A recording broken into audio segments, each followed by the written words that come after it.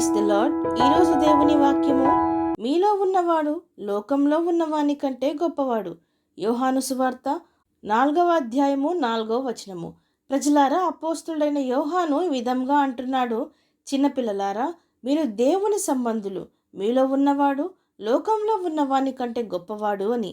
ప్రజలారా, మనము దేవుణ్ణి ఎరిగిన వారమైతే, మనలో దేవుని ఆత్మ ఉంటే మనము దేవుని సంబంధులమే.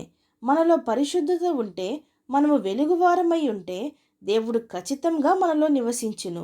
అయితే మనము ఏ పరిస్థితినైనా ఎదుర్కొనుచున్నప్పుడు, లోకంలో సమాజంలో వ్యతిరేకతలు కానీ, లేక మనుషుల ద్వారా వచ్చు పోరాటాల్లో కానీ, లేక అపవాది వలన వచ్చే అంతరంగంలో ఆధ్యాత్మిక సమస్యలు కానీ, ఏవైనా సరే, ఏ భయమైనా సరే, మనము ఒకటి జ్ఞాపకము చేసుకునవలెను: నేను ఒంటరిగా లేను, లేక మేము ఒంటరి వారము కాము.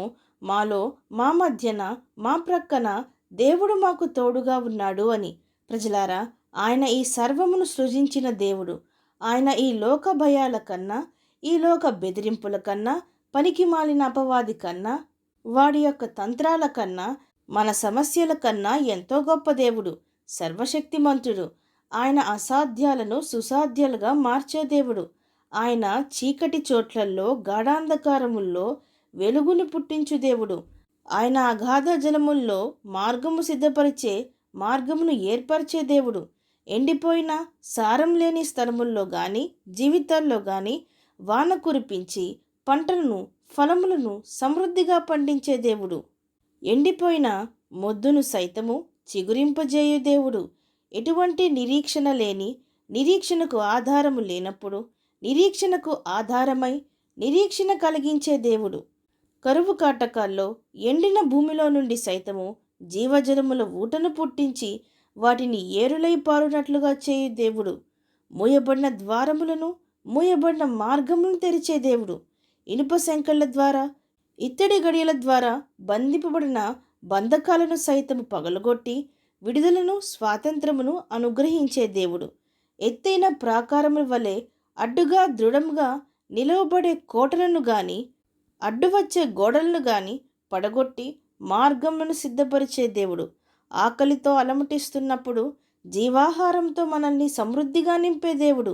ఒంటరిగా ఉన్న వారిని గొప్ప జనముగా చేయు దేవుడు. చీకటిని సైతము, రోగములను సైతము తరిమికొట్టి గద్దించి వెలుగును, ఆరోగ్యమును అనుగ్రహించే దేవుడు.